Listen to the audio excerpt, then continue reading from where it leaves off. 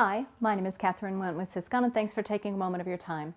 Today I wanted to talk with you about Windows Defender. I wanted to tell you what we do with that and what we would like you to do with it. So, Windows Defender.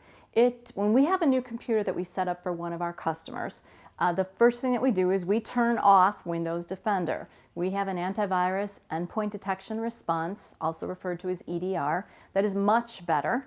And it's something that we can monitor, maintain, keep up to date, and it is a better tool. So we turn off Windows Defender, we put on our agent, and we have that very good tool running. In the meantime, you might see something pop up that says, oh, by the way, Windows Defender is not enabled. Do you want to turn it on? We would like you to not turn it on, please.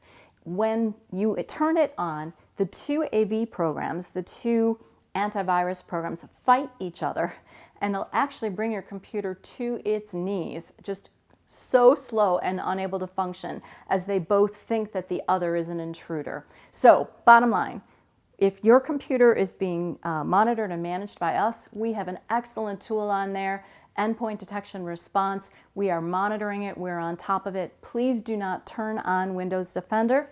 If you aren't sure, it pops up, you just aren't sure what you should do, give the office a call. We'll be happy to take a look and make sure that you are fully protected, don't need it, and we'll explain that to you. We appreciate your cooperation on this, and again, any questions at all, we'd really rather have the phone call, but please don't just install something because a pop-up comes up. Thanks for your time, stay safe, and we'll catch you soon.